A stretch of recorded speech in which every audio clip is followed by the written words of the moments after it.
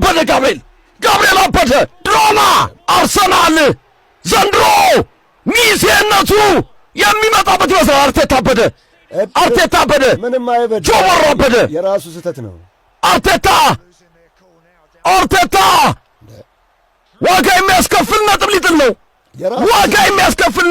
አርቴታ ከ2-0 2 እኩል ተቀይሮ የገባው ኢድሮሴ ጎል አስቆጠረ። ያደነገጠ አርሰናል ተነገጡ። ከባድ ውጤት የጣሉት በእርግጠኛነት በፕሪሚየር ሊጉ ዋንጫ የሚያጡበት ሂደት ነው። አልተናበቡም። ራያና ጋብርኤል ማጋሌ በዚህ ሰዓት እንዴት ነው አቻ የሚወጣው? ኧረ በእግዚአብሔር ስም ይላል ተቃጥዬ ይውላል። አብድላችሁ ነው ከምሬ ነው የምላችሁ። አበርኩኝ ከምሬ ነው የምላችሁ። የሚያስጠላ ሰዓት እኮ ነው የገባው። የሚያስጠላ ሰዓት። እንዴት ነው እንደዚህ መዘናጋት የሚፈጠረው ግን? ከምር እንዴ ከዋንጫ ቲም እንደዚህ የሚጠበቅ አይደለም። በቃ ወጋ የሚያስከፍለን ጨዋታ ነው። ከምሬ ነው የምላችሁ አርሴ ፋሚሊ። በቃ እኔ ኧረ ተቃጠልኩኝ እኮ። ውይ በስመ አብ። እንዴት ነው በተከላካይ እስካሁን እያገባን የምንቀጥለው? ኦንጎል እያገባን የምንቀጥለው እንዴት ነው? በኢንካምፒና በጋደሽ እንደዚህ። ኧረ በስመ አብ ቡልደረ። ወይኔ ተቃጠሉ። ጾሙ በኋላ አንጀቴ ታቃጥሉኛላችሁ።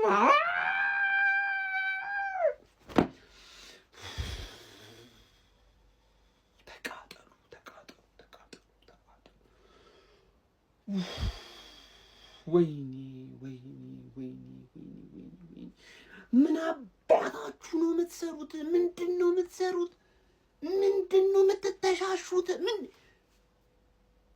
ወይኔ ቆይ ምንድን ነው ችግራችን? ምንድን ነው? አይ በግልጽ ነው የአርሰናል ደጋፊዎች። ቆይ ምንድን ነው ችግራችን? ኮሜንት እኮ ያደርጉ። መጀመሪያ እሱን እናውራ ከመንደድና ከመቃጠላችን በፊት። በቃ ጾም ስንት መናገር የምፈልገው ነገር አለ። አረ እነዚህ ገና ካሁኑ ጾሜ ሊያስፈቱኝ ነው። አንድ ቀን ጾሜ ሊያስፈቱኝ ነው። ወይኔ ዘንድሮ አጃቢ አምና ጨብጫቢ አታርገን ያረቢ አለ። ተበላሸ ወያለው ጀማው ተበላሸ። የአቋማው ሲኦ ወደ ስራው ተመለሰ። ፈርታ ቢሰሩትም ቪዲዮ ገባና መጥቻለሁ እንዳፈራ አላልኩም አባቴ አላልኩም። ይሄ ነው አቋም አባቴ። ወያለው ጾም ትዛለ እንዲህ ረመዳን ምናምን ከቻለ እንደተለመደው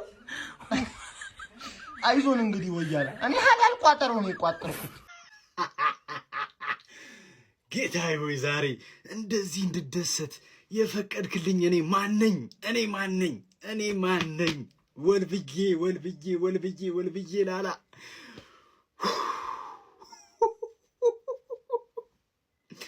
አረ በሚካኤል ገባ እናውጣው። በቃ ዋንጫ ምናምን ልትበይ መቼም ማለት ነው። መቼም በቃ ጀመረሽ። ይኸው 10-11 ጨዋታ ሲቀር አርሰናል ይነሳባታል። በቃ ምን አልኳችሁ? ይነሳባታል አርሰናል።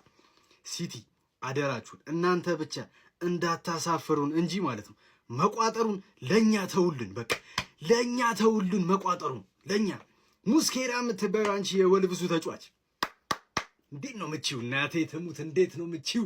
አጥቂው ያ በእናትህ ያ ጅንጅብል የሆነ ሰውዬ ምን አይነት ዲዩል ነው የሚያሸንፈው? በመድኃኔዓለም ስም ተችላላችሁ። በቃ ተችላላችሁ። ጋብርኤል ዛሬ በቃ ለኛ ነው መሰለኝ። ተችላለ ጋብርኤል። እናቴ ትሙት። ማርቲኔሊን አስፈርሙልኝ። በቃ አስፈርሙልኝ። የቋጠሮ አንድ አካል ነው ማርቲኔሊ። አብሮ አርሰናል ዋንጫ እንዲበላ የማይፈልግ ሰው ማለት ማርቲኔሊ ነው። በቃ ገና 20 ቪዲዮ ነው የምሰራው ስለሚቻል ነው። ወይኔ ቅዱስ አንተ ወልቭስ መቤቴን ወይኔ ደሰን ያስኔ ዛሬ እንደተወለዱ ካርጋችሁ ነው ዛሬ እኔ አንተ ወልቭስ እኮ ምንም አይችልም። ሁሉም ቲም እየጠለጡ የነበረው ቲም እኮ እግዚአብሔርን። አሁን ማን ወልቭስ እኔ አቻ ስታሱ ወይኔ ያገባው ግብ የመጀመሪያው ግብ በኢየሱስ ስም ታታታታታ እደ እንደዚህ ታዞራል አየር ላይ ራያ ላይ እደ ኧረ ወይኔ ወልቭስ ማለት ነው። ቦል ኮንትሮሊንግ ራሱ ምንም አይችሉም። አንተ አኩሬሲያቸው እንኳን የላቸውም። እንኳን እንዴት 4 ኳስ መቀበል ያቅታቸዋል? ሰከንድ አፍ ነው በቃ። የሚገርም ነገር ትንሽ ለውጥ የተመለከተ ነው። እግዚአብሔር ደነገጥኩኝ። እንዴት ነው ጋርዲዮላ ግን እነዚህን ቻንሶች ተጠቅመህ ማለት ነው 2 ነጥብ ነው የሚሆነው። ሁለቱን ካሸነፍን ማለት ነው ከዚህ በላይ ጨዋታዎች ካሸነፍን 2 ነጥብ ይሆናል። ከዛ በኋላ ራሳችን ኢታር ላይ ደግሞ አለ ገና ማለት ነው። አታ እዴ አርሰናል ግን ምን እየጾመ ነው እንዴ? ወይኔ እዴ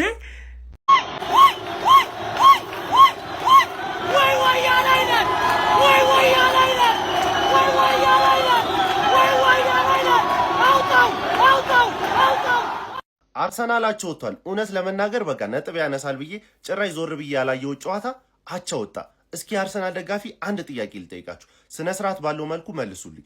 አሁንስ ዋንጫውን ትበላላችሁ አበሉ? ወልቭስ በሜዳው ከሜዳው ውጪ ሲለጠለጥ የቆየ 20ኛ ደረጃ ላይ ያለ ቲም አምጥታችሁ ሜዳው ድረስ መታችሁ ማለት ነው። 2-0 መርታችሁ ካምባክ ሰራባችሁ 2-1። የመጀመሪያ ዙር ጨዋታም እንደዚሁ ተንተፋፋችሁ በኦንጎል ነበር ያሸነፋችሁት። ዛሬ ደግሞ ጭራሽ እናንተ ኦንጎል አስቆጥራችሁ ነው አቻ መውጣት የቻሉት። እግዚአብሔርም በቃ እኔ አርሰናል የሚባል ቲም በዋንጫ ተረግሟል። በቃ ይሄንን እመኑ።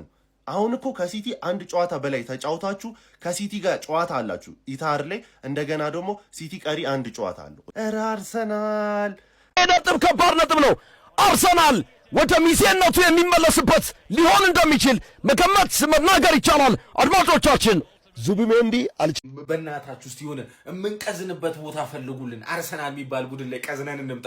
ማንቹሪያ ቸላዎች ሂደ ቅዘን እኔ አምሽቼ 7 ሰዓት ከቆየው አርሰናል መቼም አያልፈልህም። ትንጣጣለህ። እኔ ሰደብከኝ፣ ዋጋን ትከፍላታለህ አባቴ።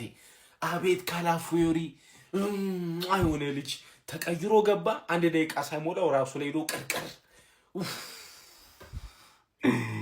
አረ ምሽታችን አመረልን ጀማአው፣ በኢየሱስ ስም። እንዴት ነበር ጨዋታው? ተመቻችሁ? ነግሬሃለሁ አትበላትም። በሁለተኛ ቪዲዮ አሁን ጠብቀኝ፣ በሁለተኛ ቪዲዮ መጣሁልህ።